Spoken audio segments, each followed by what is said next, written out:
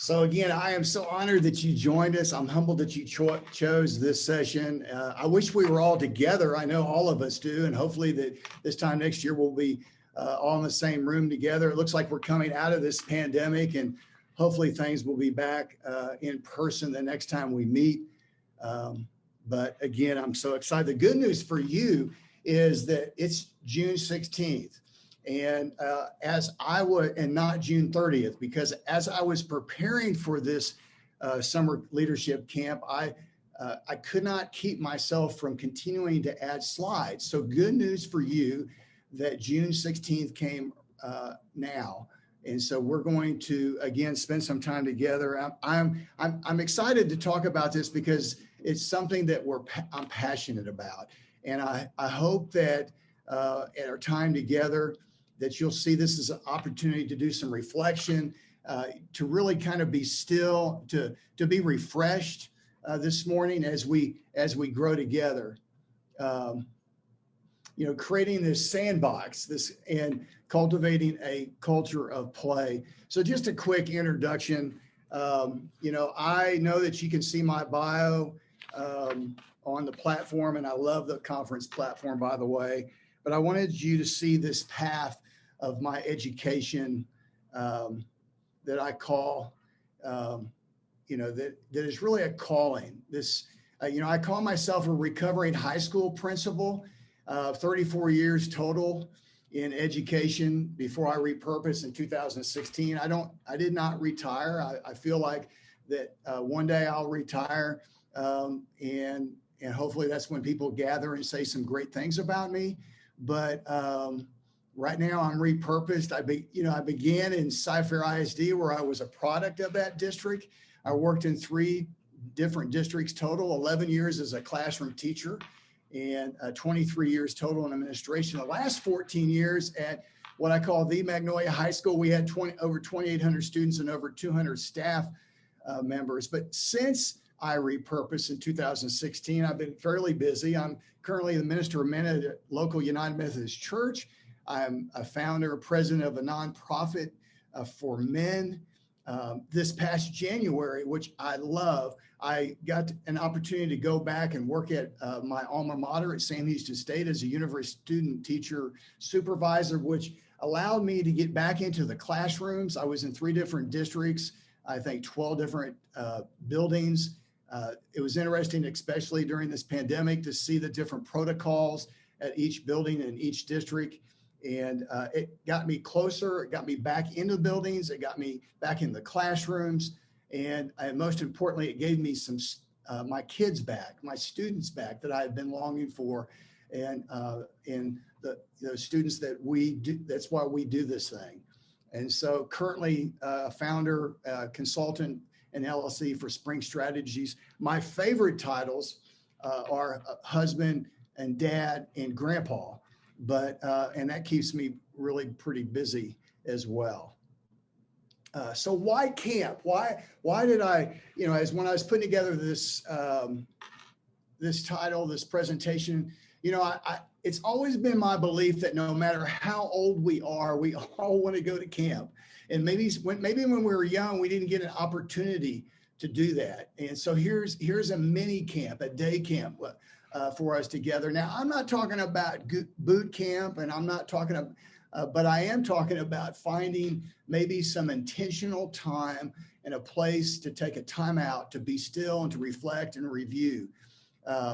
You're at this place. I remember coming as a high school principal, the 2 weeks, the 2 weeks after graduation, from the time that we stepped down from that graduation stage, from the time that I stepped away from the podium from graduation and celebrated those seniors as they recessed out.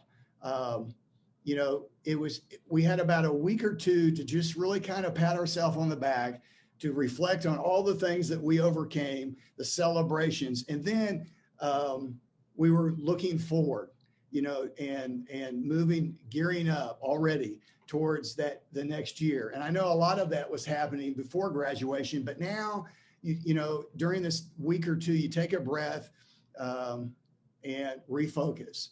And so I hope that this is a time, I hope this time together, even though I'm going to give you a lot of information, I'm going to be going 90 miles an hour. And I do want to remind you that whatever this presentation, whatever slides, you know, I can email that to you directly if you let me know in your chat at the end. And what we miss by being together in person, a lot of times in the exhibit halls, the post-session conversations, you know, I would be more than happy to visit with you afterwards, one-on-one and through email. So again, why camp? You know, because when I look back at my experiences I had in summer camp, there were really three things about camp that as I reflect, that give me joy. And they were, and most of the time they were transformational. And they were, my time there was legitimate. And the activities that I participated in were engaging. So I hope that's what today is for you as we spend a time together, a short time together at camp, you know, and as I described camp experiences as transformational, as legitimate, as engaging, isn't that what we all want for our schools? My doctorate's in transformational leadership, and we talk about transformational learning, and really transformation happens when there's like a dilemma or a crisis in the way that we think and maybe our prior premises. And because we have that aha, and we think, well, we realize that maybe there's more than one way to think about a subject. And so I hope that this is transformational for you. I hope that maybe there's a crisis or a dilemma in the way that you thought about something. I mean, I know that you're all secondary administrators, and that was the gap of play, this idea of play when I did my doctoral research, that obviously we expect, we have this idea that there's play perhaps in lower elementary. And again, I'm going to define play for you in a minute. I can get 10 people in the room and probably come up with 10 different definitions, but play is transformational. Play legitimizes what you're doing. Play is engagement. We talk about engagement as being the ultimate goal in the vehicle is play. And again, isn't that what we all want for our schools? To be transformational, to be legitimate in the eyes of our stakeholders and the people we serve. And we want it to be engaging, both to our teachers, to be engaged in what they do every day, and for our students to be engaged, volunteer learners. So I was at my daughter's house one day several years ago. It was my first granddaughter, and she was just starting to pull herself up. And we're all excited when they start showing signs of moving to that next stage of growth and starting to crawl until they start crawling. Okay. And then they start walking, and then they start running. And then, we have a whole nother phase. But for safety reasons, my daughter had devised a way to corral my granddaughter's exploration. Okay. And you can see it there pictured as a grandpa, but also at the time being heavily in my research about play, I told my daughter that she was limiting Tessa K's ability to play. And it caused me to pause as I've seen many times, and I've experienced essentially the same thing at some campuses and some of the classrooms that I've been a part of or observed over the years. I've seen the same thing happen, this corralling of exploration.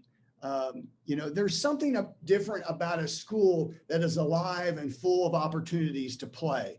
And again, I'm going to give you the definitions of the type of play that I'm talking about.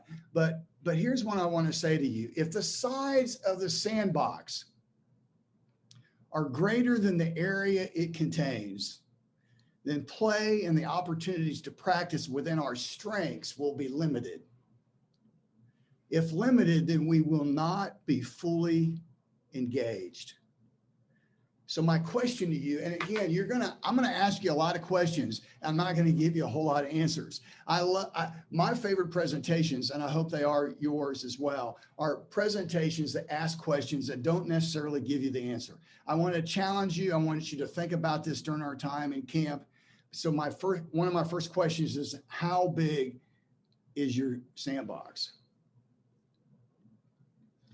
So why play? You know, we talked about why camp, so why play? Now, I'm not talking about playfulness, although playfulness does have a part contributing to the health and the welfare of all individuals. But what I'm talking about is organizational play. I'm talking about adult play. I'm talking about serious play. I'm talking about play leading to creativity, to innovation, to imagination, to discovery, to the utilization of talents available, to collaboration, to empowerment, and ultimately, as I talked about before, engagement. Now, my son is an architect. Very proud of my son.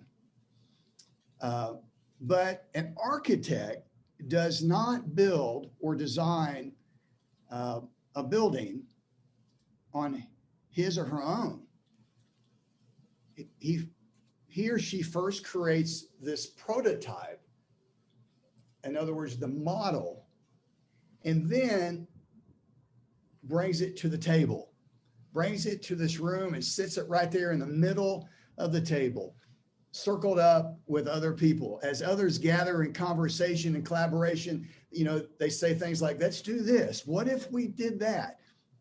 Let's do this. And through collaborative or cooperative dreaming together, they build it. And that, ladies and gentlemen, is play. And that is serious play. So here is one definition of play. Now, some of this, I believe in giving some research behind, the statements. So in my research, I found boundless definitions of play and its characteristics. To try to define play by naming its functions or listing its beneficial effects would be like trying to define art and where we hang it, or by counting the brushstrokes on the canvas. That's Iberly. And Iberly also says that that play is the straw that stirs the drink of life. Now here's on the screen is one definition of play by Kark, and he suggests that team creativity improves because managers who have experienced play and leadership develop processes that can use a more playful orientation in their team meetings and capitalize on the playful mode to build a safer environment for team members to interact. Stuart Brown says that after food and shelter, play is the most important biological need we all have as humans, and yet it's so neglected. So here are some implications. Again, I'm not going to dwell on these. Again, I can send you this PowerPoint, these slides, but here's a few things I just want you to think about, this idea of play. Play creates an environment of collegiality. Play serves as a framework and a catalyst for leading change within a culture. Play contributes to having fun and the sense of feeling good about oneself. You know, we're coming out of a pandemic, guys. I'm not telling you anything that you don't already know. I will never be able to say that I was an administrator during a pandemic. I mean, that's what I told my student teachers that were experiencing their student teaching this spring. I said, you 10 years from now or 5 years from now, whatever, you're going to be able to say, I did my student teaching during a global pandemic. You as an administrator who already had a difficult job, I know, on top of a global pandemic, don't you think that sometimes as we reframe, as we go back and we reinvent and retool, that we need to talk about what we need to do to infuse some ideas in everything we do, the way we look at it, and sometimes that means even fun. Play means for the secondary campus leaders to motivate their cohorts by incorporating play into their own leadership approaches. You know, when I did my research and I did what I called a 3-part process, where I interviewed every principal 3 separate times. So I did literally 36 different interviews with 12 different secondary principals and assistant principals, both at the junior high and high school. very few of them would on the onset would have labeled what they do play. But after we talked about this, they were able to see that really what most of them are already doing in essence, and all the things that they do on a daily basis in their leadership style had elements of play. Play is more linked with today's work and management, the core of organizational creation of itself and the employee's self-creation. Sandelin points out that play calls upon the deepest vitality of human community, and therefore upon its greatest possibility for adaptation and development. I mean, isn't that what you all pivoted? I know that word has been used over and over and over again, and through this pandemic, to be able to adapt and develop. Thus, while play is certainly not the only way that change can occur, play is the way to deepest and most lasting change. So Stuart Brown says, where there is peril, there is no play. I mean, the first thing that's going to go is play. And we're going to sacrifice that a lot in our buildings. So what does play look like at your school? If I was to walk into your building today through the front door, what would I see? And more importantly, what would I feel? You know, our challenge coming out of a global pandemic in the midst of a plethora of responsibilities and restarting a new school year, hiring, master schedule, new protocols, professional development. How can we still find time to infuse play in everything we do? How do we create the culture at school where there is no peril? You know, at the beginning of this pandemic, I started a blog and I sent it to my men. And my question to them was, how will you be better after this? I mean, I saw this, and I know many of you as well have seen this as an opportunity. I have no doubt that you have already asked this question already for yourself and for your staff. You know, the teams that you lead, what better opportunity than now to reevaluate the things we did and to start doing the things we should have done all along. I mean, an opportunity literally just to with a clean slate. What things has this pandemic exposed for you in your educational world? Personally, I got through this pandemic through connection, to connect. You know, I was part of this group on Facebook called Men in Ed. We had almost 900 men in there across the country. I have two Voxer groups that I have, one with a group of 5. They're called My Button Up Boys. And I have another group called the Texan Connection. There's 3 of us. And I've only met one of those people in person, but yet we have an ongoing educational related conversation on a regular basis, a weekly blog, weekly mastermind. I'm still part of a weekly mastermind with principals on the East Coast, West Coast, and Midwest, with Will Parker, who's one of the speakers tomorrow at our called Principal Matters. I've been literally on the podcast tour. I've been a guest on, I think, 18 different podcasts. I started, as I mentioned, the one Voxer group called the Texan Connection. There's 3 of us, a person in Fort Worth, a person in San Antonio, myself in the Houston area, called the Texan Connection podcast. And we talk about everything educational, and we celebrate each other's similarities, and we explore our differences in a podcast. So how will you be better after this? I think that's a question as you reflect on your leadership, as you reflect back, but then reflect forward. And then I think it's a great question to be asking your staff and those that you lead. How will we be better after this? So I have 3 goals now that we're halfway through our time together, I want to remind you, first of all, I want to remind you that each of you are essential. What you do on a daily basis, more so now than ever, is so critical. It is a calling what you do. I honestly believe that people that are in education have discerned a calling, those that stay in education. And I want to remind you of how essential you are. And I want you to dream a little bit as we're together.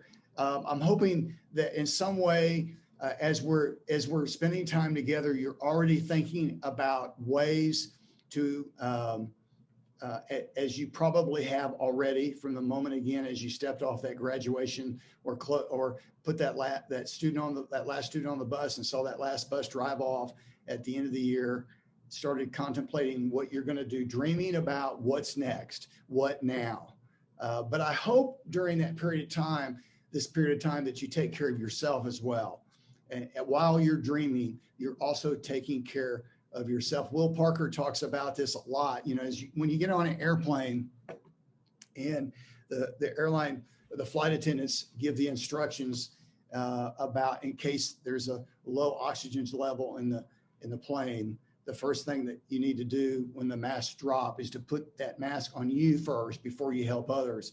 And this is a time for you, you should self-care all the way through, but sometimes because we are servants, we want to take care of others first. But this should be a time with some emphasis on you to start dreaming about what it's going to look like next year. And I want you to play. I just throw this in. I saw this a year or so ago. Tom is not there anymore as the superintendent, but I thought this was a great quote to remind you again of how essential you are. The notion that great systems can exist without great principles is ridiculous. A Denver school leader, Tom Roseberg. So how do we play? How is it that I'm going to infuse play in the midst of a global pandemic? How is it that I'm going to look at my leadership style and consider play as part of what I do each and every day? And you start with four basic questions. Number one, who are your people? Who are my people? That's the first question. How do I love is the second question. What do I need to acknowledge is the third question. And what do I yearn for? Who are my people? How do I love? What do I need to acknowledge? And what do I yearn for? I would suggest, and I'm going to take you through some bullets here through each one of these sections, but I would suggest that you take this slide and you fill it in yourself. You determine as you answer those four basic questions, the insides of these circles or these pies can change, but the outside are critical. Again, who are my people? How do I love? What do I need to acknowledge? And what do I yearn for? So let's take a look at people. Everyone needs to feel connected. We all need others in our lives. Often I'm reflective of the successes in my life and the many that have guided me through those journeys. And typically in life and in the workplace, the greatest accomplishments have been obtained when a group of people all connected achieves a common goal. I have added attributes of, who are those people that are going to hold you accountable? Who's in your huddle? Who do you trust? Who are those people that you can trust with your darkest, deepest, concerns? Who, in other words, the inner circle. Who are those people that you will accept coaching and mentoring, and those people that maybe you have this shared vision, and so Woody Hayes, a famous football coach years ago, wrote a book called "You Win with People," and the fact is that relationships um, are what matters most. So I asked that question again. Um, who are your people? The second one is love. It's critical that the leader understands and can interpret the feelings of the people within the organizations that they lead and balance reactions where they're emotional. Happy people like happy people, but misery loves miserable company. We are, as we love our people, we have to match our people's balance. When you work with them, and everyone will be more comfortable and perform better. To truly be a servant leader, we must first find in ourselves the capacity to love. It's amazing. I don't know if you have realized this or not as you've looked at leadership books, business books, corporate books on corporate leadership. How many times now in the last decade, the word love is in all over the writings. 20 years ago, 30 years ago, that would be poo-pooed. But, how you love, who you love. Lou Holtz used to say those are only three things in life that matters. Who you love, who loves you, and what you did here on this earth when you had time to live here and to be the leader that you are. What you did while you were here, who you love, who loves you, and what you did on this earth while you were here. So the relationships, passion, value, serving, and we talk about impressive empathy. Fullen talks about impressive empathy, and we'll talk about that a little deeper in just a minute. This next one is probably, and I have what I call a P.L.A.Y leadership survey. And when I give it to those that I coach, typically this is the one area that maybe on the surface looks pretty shallow, but it's very deep. And, as the change agent within an establishment, safe and risk-free environments, they don't just grow themselves. And if we're going to be transformative, if we're going to be building transformative cultures to thrive, acknowledgement is important. Our key to acknowledging sometimes not just all the accomplishments, but even our own pain and our sorrow, maybe where we've fallen short, maybe, acknowledging by being transparent in our leadership, in our ethics, and again, not just acknowledging the end result, but acknowledging the process. What is it or who is it that we need to acknowledge, that you need to acknowledge in your life?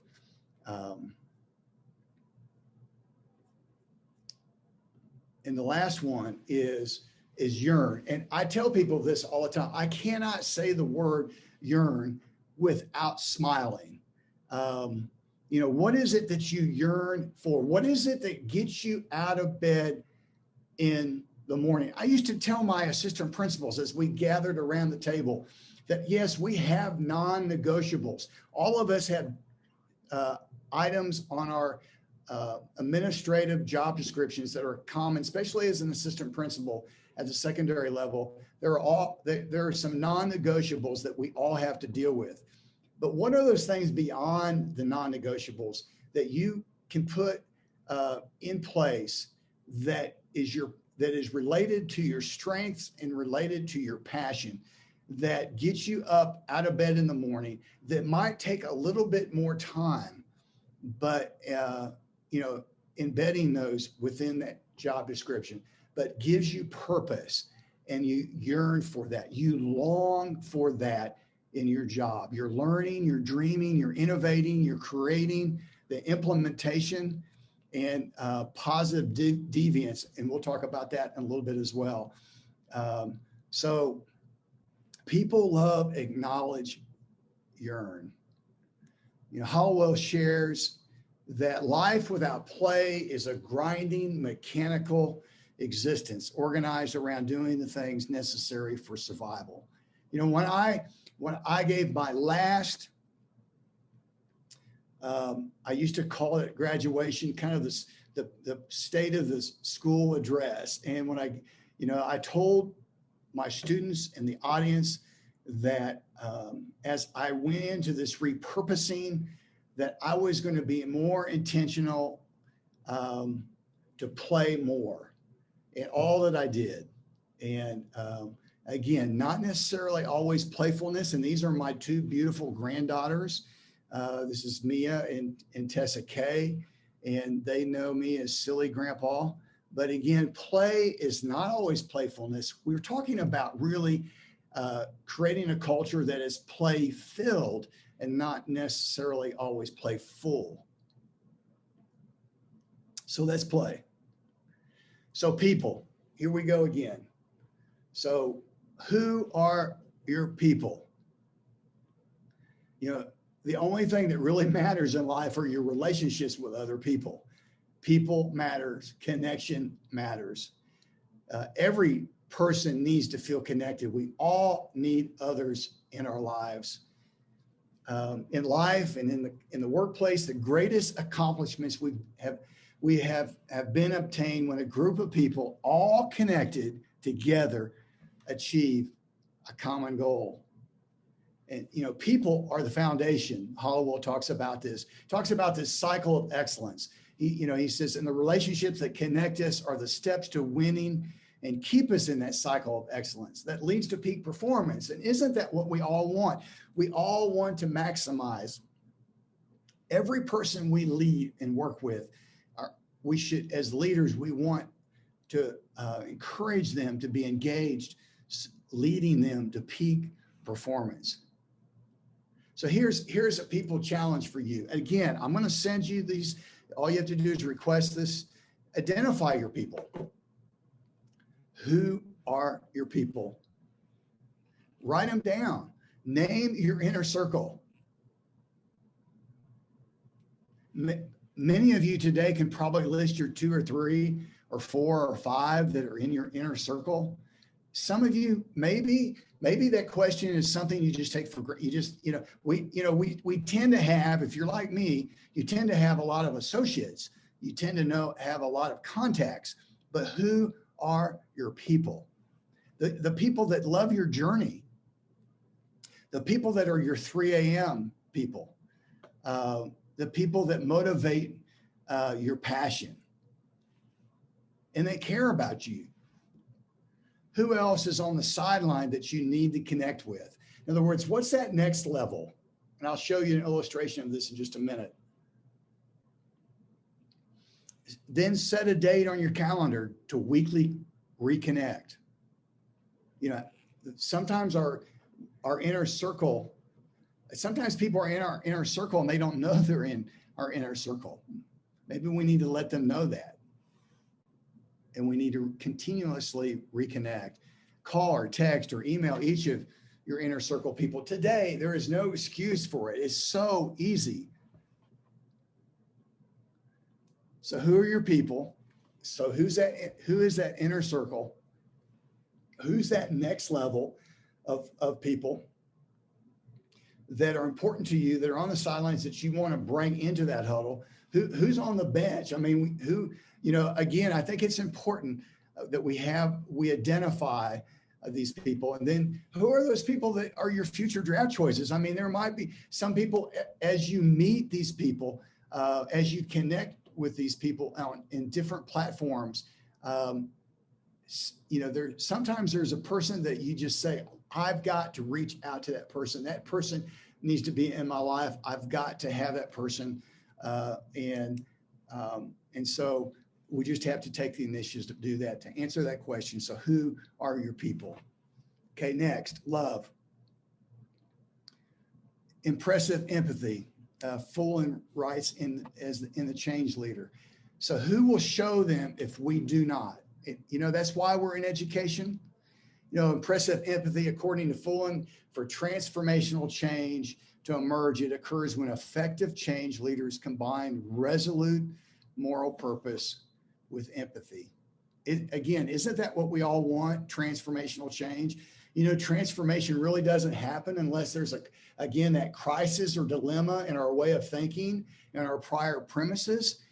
When we have a dilemma or crisis in our thinking, we are able to give new meanings to the way we see things, and then we become transformed. I mean, I think in this last year and a half, these last 15 months, we've had lots of opportunities, no matter who you are, to see things differently. We've had opportunities. Now, we may not have been completely transformed. Transformed doesn't mean we necessarily throw away our old premises, but we can acknowledge as we play that there are more than one ways to think about something. I hope today that we create a crisis or dilemma in your thinking. You know, impressive empathy goes beyond walking in other people's shoes. It's meeting others where they're at and seeing them as legitimate. You know, we talked about transformation. We talked about legitimate, even without a consensus or agreement. You may never, ever agree with that other party or that other person. And it doesn't mean you have to sacrifice your way of thinking. But impressive empathy means that you can, again, meet them where they're at. And you can understand why they might think a different way. Servant leadership, again, Greenleaf's definition of servant leadership.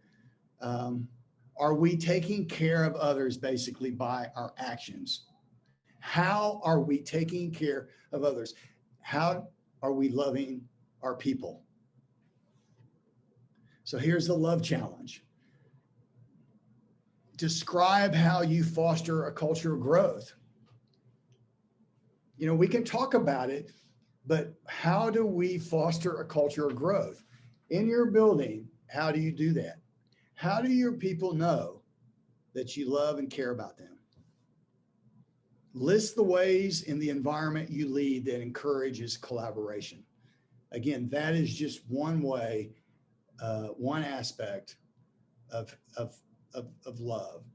Giving power, giving empowerment, empowering others to take risks, encouraging others to be engaged, to work within their strengths, to love them, to acknowledge them.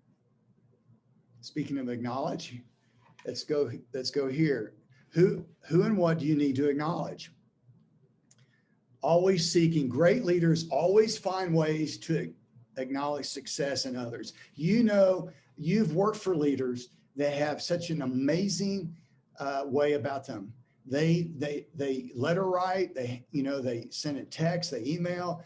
They have just that way of being present and knowing what's important to you, knowing what each team member's strengths are, and acknowledging those things. Again, great leaders find ways to acknowledge success in others and show transparency in their own failures. One of the hardest things I ever had to do when I first became the principal at Magnolia High School, and I was there 14 years in one school. The second year, we took what we call the occupational health inventory. Talk about humbling.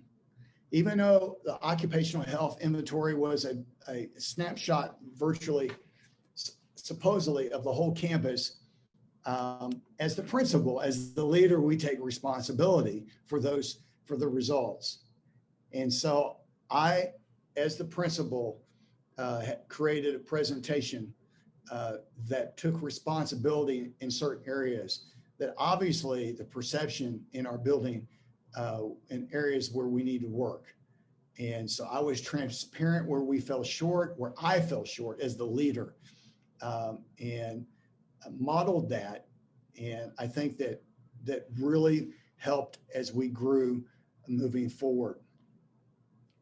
A time to celebrate. Transformational leadership builds a culture that celebrates others, exhorts, acknowledge people's existence. I mean, as simple as in the hallway, you know, how we meet and greet each other is going to say a lot about the culture of our campus.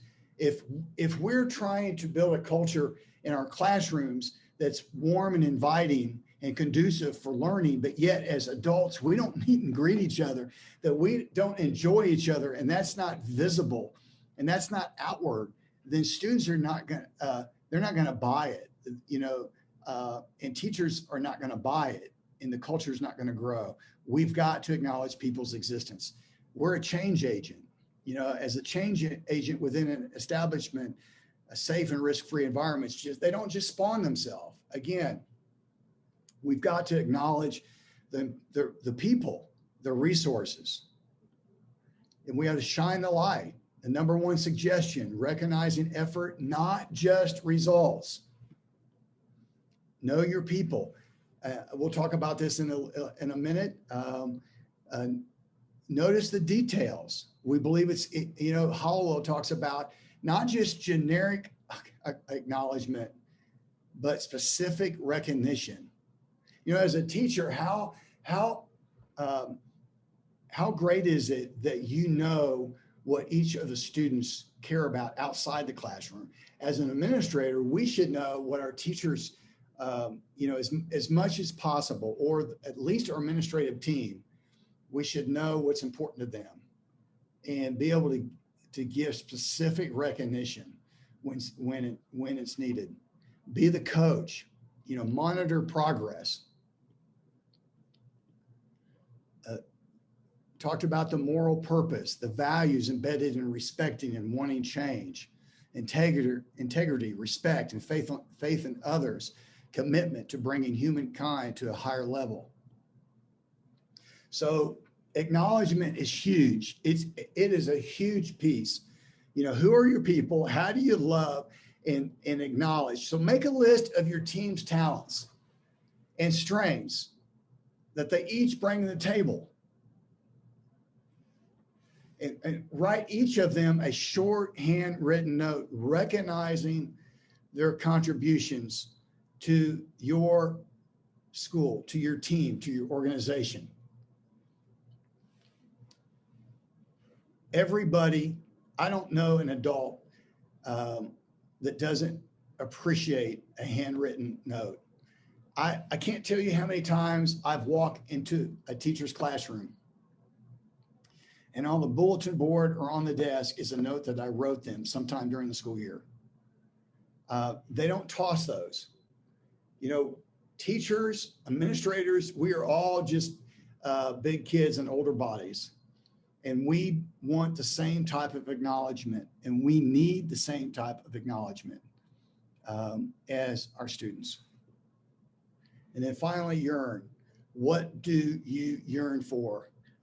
Positive deviance. When I think of positive deviance, I think of the movie Patch Adams. I don't know if you've ever seen Patch Adams before, but there's a part in Patch Adams where Patch, his hand is held up by this patient that's in this hospital, and the patient grabs Patch Adams' hand and puts it right in front of his face, and he's with his 4 fingers up, and he says, "How many fingers?" And Patch Adams says 4, and he goes, "No, look beyond the problem, look through it." And as Patch Adams is staring at his own hand, his 4 fingers, it kind of blurs into 8. So it's like double vision, and it becomes 8. And he goes, "Yes, good answer." And he says, "Look beyond the problem, see what no one else can see." So many times we look at the problem, but we're handcuffed by, our own limitations. We've got to have the ability to see things differently, to have positive deviance. I love it when Fulham puts 2 words together like this. And sometimes they are the elephant in the room, and so that we just have to, we have to acknowledge cooperative creating, the enthusiasm that is constructed by cooperative creating, the ability of the group to do work stems from not merely from the individual's ability and attitude, but also from the ways in which the individual coordinates, dovetail, and complements the use of those abilities and attitudes. So yearn. Your final challenge. Identify those people you admire. the most, those that you admire the most in your life that enjoy creating and innovating. Think about those people. Um, I don't know very many people that enjoy creating and innovating that are not happy. It's kind of like goal setting. If people that have goals in their life are typically purposeful and driven and happy. Um, so identify those people. Schedule a time to learn from their practices. There are amazing people inside your building. You know, sometimes we go across the country to find the answer, and the answer is right there. Sometimes it's in the next classroom. Sometimes it's in the next office. Sometimes it's right there in front of you. Schedule time to learn from their practices. Make a list of those things that you are most passionate about. During this time of being still and being reflective and retooling and renewing, refocusing, make a list of those things that you are most passionate about. Define why. Write down how you can expand on those areas. Define for yourself the final step in this play theory, the tenet of yearn.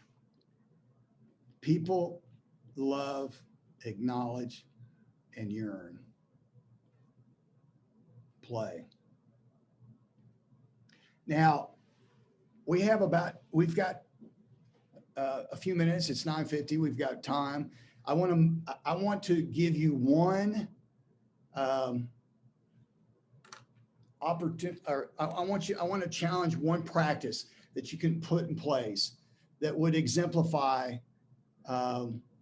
one application of play in light of what we've talked about today. So here's a question for you. Do you know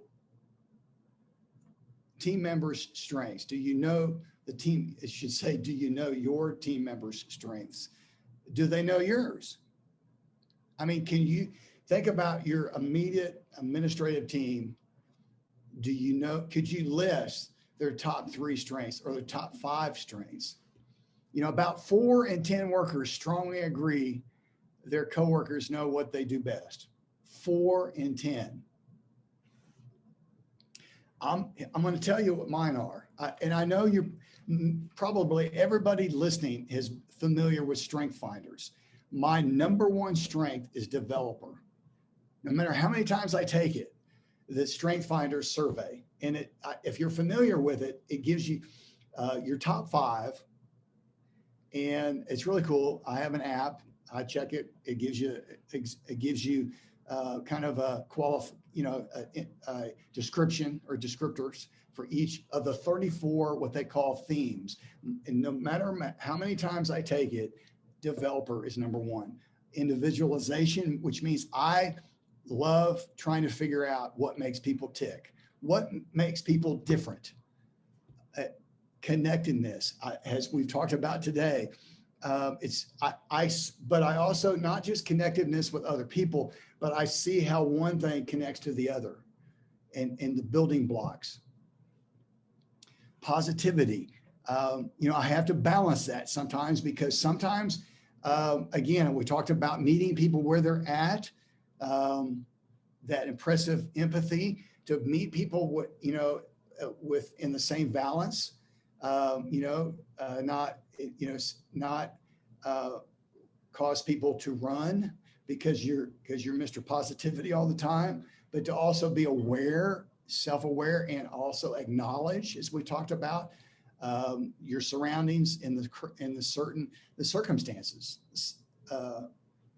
and then strategic. Thus, my LLC is called Spring Strategies. Again, mostly connected or directed towards mentoring and coaching and developing others.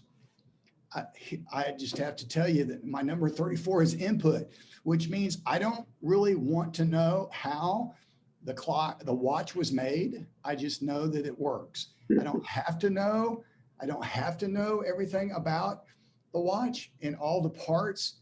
As the principal of a large high school, I knew what it was supposed to look like. I didn't have to know every single detail.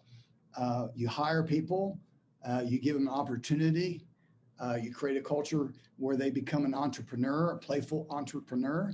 And I don't, but I have worked on this. I have worked on this because it is important for us to be also a lifetime learner. So great teams know their strengths and their weaknesses. They know and appreciate one another's strengths, and they intentionally combine their strengths to achieve success. So help team members understand and to start to appreciate one another's unique contributions by leading, I challenge you, by leading strength-based discussions. This is play. I mean, who doesn't want to work in a job or an opportunity on a daily basis where at least part of their job description includes what they do best? At your next collaborative opportunity, start your next team meeting by asking each person to share his or her answer to the question, what aspects of your work do you enjoy the most? As the team members share their answers, listen for opportunities to reinforce each person's strengths in his or her role. Listen and learn. As you lead this conversation, listen for the specific ways you can have each person do more of what he or she does best every day. You know, sometimes I think that we pigeonhole people into, we hire a person to be an assistant principal. Maybe that person has more big picture. Maybe they can see the big picture, and maybe, then another person in that same position is more on the details. I just think that we, as we hire for our team, to maximize everyone's strengths and to fill in the gaps, I think people will, again, working within those non-negotiables, to be free to add those things that they yearn for, that gets them out of bed in the morning, to practice within their strengths. It's just going to be a more play-filled environment. Listen to what each person enjoys doing the most at work. What employees enjoy most at work is likely satisfying and motivating for them. Learn more about what your team members do best by observing them. It's a win for all. People who use their strengths every day are 6 times more likely to be engaged on the job. If you're familiar with Strength Finders, they tell you that over 70% of the people on the job, on their current job, are disengaged.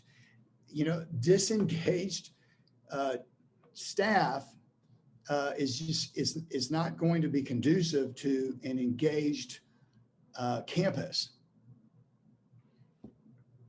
The benefits of being able to maximize one's strengths lead to not only higher engagement levels and a better career, but also to a better life. And, if we are leading people, we don't just care about them when they're at work or at play, but we care about the whole person because we know something about their life. We know, again, what floats their boat, puts wind in their sail, what brings them to work every day, what motivates them, why they got into education to begin with. Now, again, I'm going to run through this.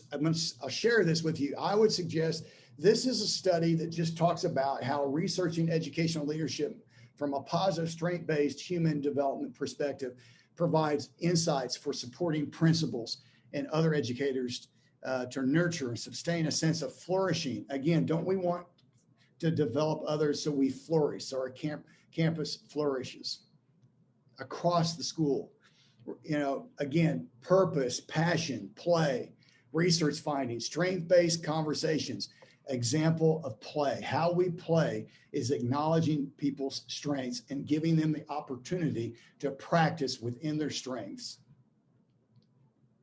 So what if we knew all our teachers' strengths? What if we knew every one of those?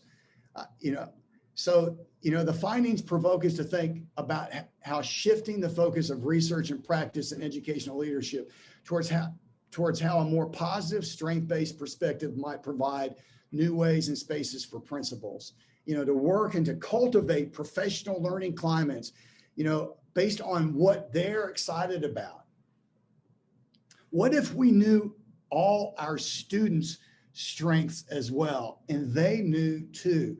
What if every student in our classrooms, what if every teacher in the class, knew every student's strengths based on strength finders or something like that? And the students knew that as well. And then we gave them opportunity to acknowledge those strengths somehow. Just a thought. A prototype for some serious play. I love this quote by Winston Churchill. We shape our buildings, and afterwards, our buildings shape us. A more current quote, the author of Serious Play, we shape our models, and then our models shape us. Getting back to that example of the architect who builds the prototype, but doesn't build the building himself or herself. So here's how I utilized strength finders, and I'm not advocating this. Again, I am advocating it, but there's a lot of ways to play. This was one way because again, my goal was to know everyone's strengths and to provide opportunity for them to grow in those areas. So I took the administrative team and the counselors, and I dropped I bought the book. They all took the survey. We dropped their top 5 into Excel. I color coded them, their top 5 on office doors. I extended it to my department chairs and my team leaders and all the teams. I had the several of my 10 departments. I know my English department, they all wanted to do this. I presented it. They all wanted individually to take the survey.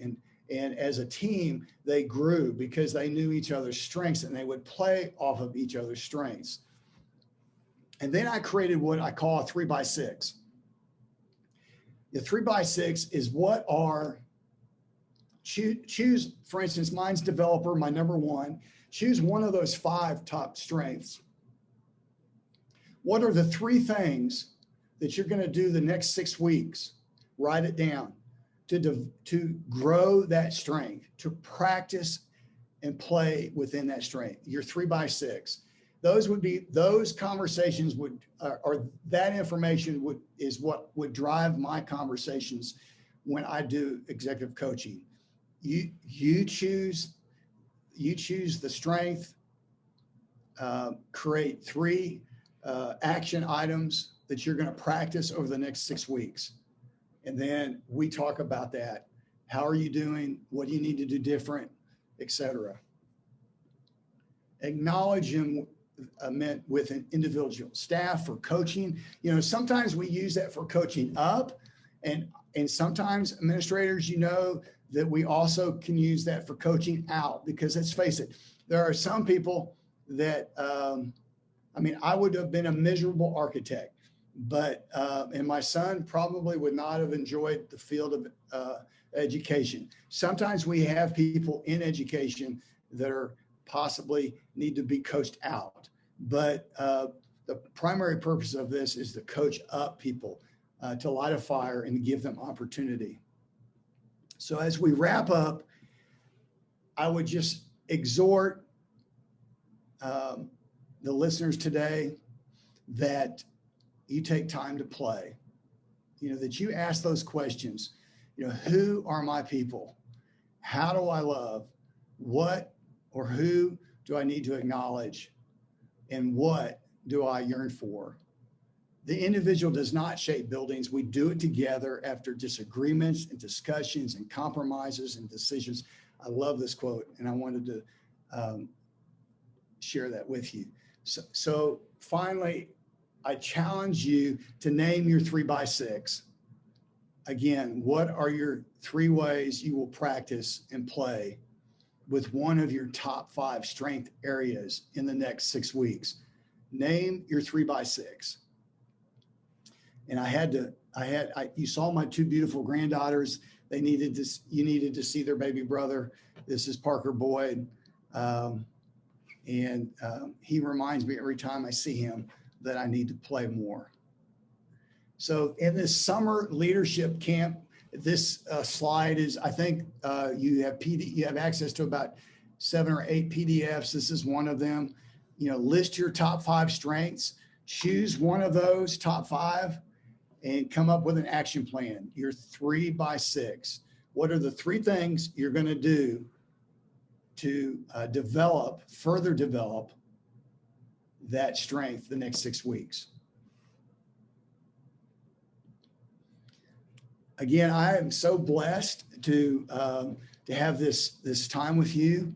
I know I've gone 90 miles an hour. I blame it on the coffee, but I also blame it on the fact that I'm so passionate about this topic. I would love to have individual conversations with you. Feel free in the chat or to email me at jeff@cultivatingplay.org. Our website is cultivatingplay.org. My cell phone is right there. I would love to visit with you in the future.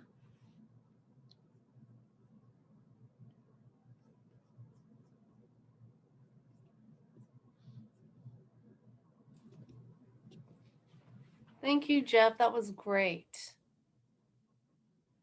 And I love the information that you said about the strengths, because here I am still trying to figure out what my strengths are. So I especially loved how you played into that about not only yours, but also your teachers and your students. I think about how much of a change that can make if, as a student, you find out early in your life of what your strengths are and not having to figure that out when you're 50.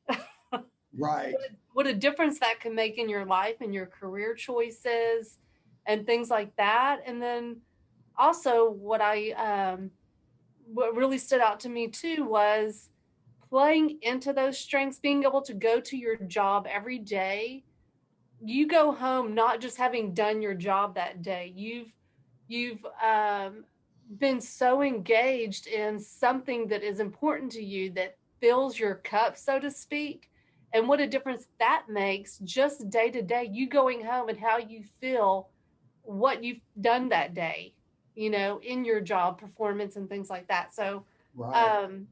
Yeah, it's not something we talk about a lot. So I think that your information today was very helpful. And I appreciate you being here today. Absolutely. And again, just would extend an invitation with anyone that would like to further that conversation. When I got into this originally, it was, again, because I believe that for some reason, our creative IQ, has been diminished somewhat. And I see it at the gap greater, unfortunately, at secondary. And we all know that there are things that drive, high stakes testing, getting a high school GPA, all the responsibilities that push out this idea of play. But again, I'm not necessarily talking about playfulness. I'm talking about creativity, innovation, empowering, collaboration, the discovery. What do we do in our classrooms? I used to challenge our teachers, what is it that students would stand outside their door because they know that what you're going to do today is going to be so invigorating and so, exciting on a daily basis. And that's hard, especially during this past year, doing this virtual, presentation, obviously, gives you an insight of what the teachers have experienced this past year and a half, to be engaging at the same time, passing along information for learning to take place. But as we come out of this thing, I think we're going to, if we don't take advantage of this opportunity in this period of time, as we go into this next year, considering those things, about how can we be better. I think just that reflection is play. Absolutely. Well, we have a few minutes. We have about 5 more minutes. I don't know if anybody wants to unmute. If y'all have any questions for Dr. Springer, um, you know, we could take advantage of our time left, or you can put in the chat if you're one of those people who does not like to talk in person on the video.